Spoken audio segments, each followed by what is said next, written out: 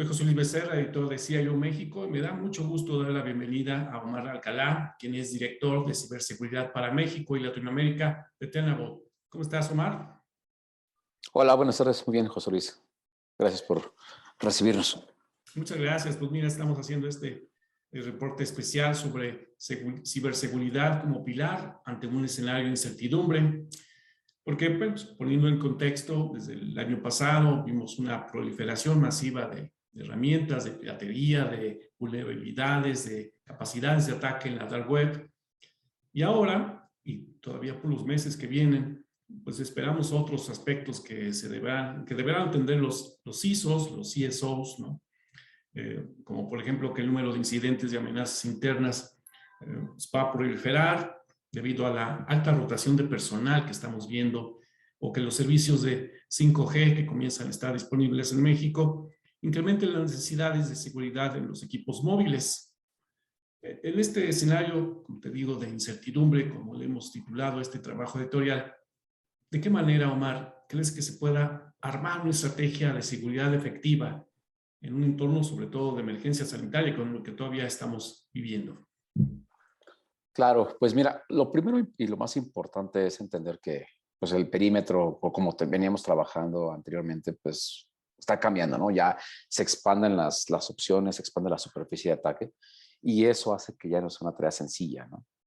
Entonces, al no tener un control sobre un solo punto, pues tienes que buscar nuevas alternativas, una nueva mentalidad, adopción de nube, adopción de trabajo en casa y entender los perfiles de riesgo que se tienen en cada uno de estos elementos. Como comentabas ahorita, por ejemplo, redes 5G permiten que se conecten más dispositivos, permiten que haya más proliferación de activos y entonces entender dónde están esos activos críticos, dónde están esos riesgos críticos al negocio, va a ser muy importante para definir una estrategia de seguridad integral, ¿no? Muy bien. Fíjate que algunos analistas afirman que este 2022 será el año del Zero Trust, la cero confianza, donde las organizaciones verificarán todo, en lugar de confiar en lo que es seguro. ¿Tú crees que es un enfoque válido, coherente? ¿Por qué? Y sobre todo, si existe alguna otra alternativa que sea más eficiente. Mira, llamar este año el año de Zero Trust, pues es interesante porque Zero Trust no es un concepto nuevo, es un concepto que ya tiene mucho tiempo. Nada más se le denominó Zero Trust hace 4 años más o menos. Pero la idea de la estrategia de Zero Trust es evitar confiar por defecto en los activos y realmente identificar que sea todo en partir de un punto de cero confianza. Entender quién es el activo, quién está detrás de ese activo, qué servicio, qué es lo que está haciendo, cómo se adecua esto con las políticas que tenemos que cumplir, ya sea internas, ya sea políticas de un estándar, una organización, un marco regulatorio, y que todo eso se permee y después se identifiquen las actividades que están haciendo esos activos constantemente en la red. Entonces, como puedes ver, lo primero que importa es la identidad de ese equipo. Si no tenemos esa visibilidad y si no entendemos qué está haciendo ese activo, entonces no vamos a poder proveer una seguridad robusta, que es la parte que plantea Zero Trust. Ajá. Por ejemplo, los múltiples niveles de autenticación. Muchas veces se va a ir al tema de autenticación. Permitir el acceso a los recursos de la red, por ejemplo, y que no va a ser lo mismo que accedas desde tu red 5G, desde tu casa, desde tu VPN, desde la red corporativa. Y todos esos factores, a qué hora entró, quién fue la persona, todos esos factores se puedan englobar en una estrategia de decir si le voy a permitir que acceda al recurso o no bajo ciertas circunstancias. También, por ejemplo, el tema del multifactor, los esquemas de autenticación de multifactor son relevantes para estas estrategias y también entender que en todo el modelo de Zero Trust tenemos varios puntos para atacar, pero todo va a empezar por un riesgo y entender qué es lo que tengo conectado. De ahí vamos a permear otras actividades más para robustecer la postura de conectividad y de comunicación de los diferentes dispositivos. Y como mencionas Pe- precisamente, Omar, pues uno de esos puntos a atender es el de los ataques a las cadenas de suministro, que también se han verificado mucho últimamente. ¿Cómo vigilar las redes y los servicios de manera cuidadosa en busca de actividades sospechosas y de posibles intrusiones? Mira, una cosa bien importante con las cadenas de suministro, los atacantes saben que ellos ya están dentro de las organizaciones. Entonces buscan cómo penetrar a ellas a través de lo que ya tiene una organización en la red. Aquí un dato interesante es que tenemos el estudio que manejábamos con Forrester, eh, identifica que el 61% de los líderes de seguridad ampliaron cadenas de suministro para, obviamente, hacer frente a la pandemia, las nuevas realidades que nos atañen. Entonces, todo esto amplía también la superficie de ataque. Entonces, aún así, menos de la mitad de ellos consideraban que era que tenían la visibilidad relevante de estas cadenas de suministro. Entonces, a pesar de que amplían mucho ese espectro, falta esa preocupación. Y no nada más significa un tema tecnológico, también significa un tema de proceso y de entender que tenemos que poner foco en otras áreas que no teníamos vistas antes, ¿no? Además de los procesos y el tema tecnológico, como apuntas, pues también es el aspecto humano, ¿no? Y precisamente te quiero preguntar sobre la retención de talento especializado, sobre todo en materia de seguridad, ¿no? Ujú. Hay un gran número de empleados que están renunciando o que abandonan sus puestos de trabajo y que pueden seguir potencialmente teniendo acceso a la red o a los datos propietarios y pues todo es un dolor de cabeza para los equipos de seguridad. ¿De qué manera pues, se pueden mantener protegidas las redes y los datos confidenciales? Muchas veces hemos comentado que se piensa la tecnología nada más como único estandarte de seguridad, pero también tenemos que pensar que hay procesos y personas, como bien comentas. Entonces, uno de los puntos, y ya lo comentamos con el Zero Trust, es el apego a cumplimiento y el apego a políticas. Entonces, todo ese marco que estamos dando de cómo debe funcionar esa interacción cuando una persona se va, por ejemplo, de la empresa, o cuando una persona quizás está incluso enojada con la empresa y quiere hacer cosas extrañas en la red, pues poner procedimientos para darlos de baja o para restringir accesos y que la parte de la autenticación esté lo más automatizada posible para que entonces podamos asegurar o minimizar el riesgo, minimizar la exposición de que haya una cuenta mal configurada. Y también poder generar esas auditorías a esos elementos de accesos para que no nos salga por ahí una cuenta que está olvidada y que tenga acceso a algo de la información de la empresa, ¿no? Muy bien, mencionabas tú y yo también al principio sobre pues, la disponibilidad de los servicios 5G en México, ¿no? Y a medida que se vaya ampliando esta prestación de servicios, va a haber también una creciente demanda de seguridad de ingeniería, de Internet de las Cosas, ¿no? Claro. ¿Crees tú que exista alguna forma en que los CEOs y los ISOs pues, no se convierta en una responsabilidad para ellos esta otra alternativa de conexión? ¿Qué pueden hacer ellos al respecto? Mira, muchas veces pensamos en las organizaciones como que es una red eh, aislada o es una red separada, pero tenemos que entender una cosa bien importante. El CISO va a ser responsable de seguridad y no se va a preocupar, no se debe fijar en que si es red operativa, red 5G, red casera. Toda la alta dirección debe empoderar al CISO para que la seguridad recaiga completamente en esa persona, en esa entidad, ¿sí? Eh, eh, digamos, en empresas de manufactura o empresas que tienen, por ejemplo, telecomunicaciones, que tienen diferentes tipos de redes, no vemos un CISO para la red industrial, un CISO para la red de la nube, un CISO para la red empresarial. Es un CISO para todos. Entonces, es muy importante que la alta dirección empodere a ese CISO para que podamos entonces hacer esa alineación con los procesos sustantivos del negocio y entonces definir estrategias. Una cosa muy importante en el estudio que comentábamos de Forrester es que los líderes de ciberseguridad que se alinean más con la estrategia de negocio tienen mucho mejor impacto, mucho más impacto en las tomas de decisiones, en la seguridad, en el estar tranquilos de que se están tomando los pasos adecuados para poder robustecer las estrategias de seguridad. Ok.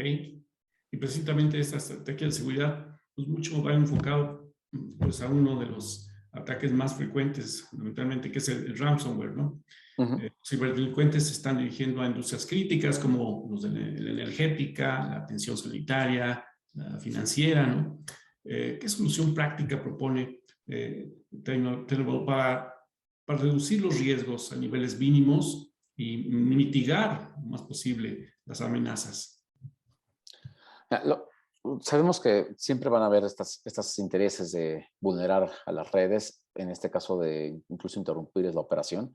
Hay que entender que la convergencia de IT y OT es una realidad y tenemos que poner, por ejemplo, mucha énfasis en que, como dijimos anteriormente, tiene que ser una sola red, una política de seguridad y una estrategia de seguridad.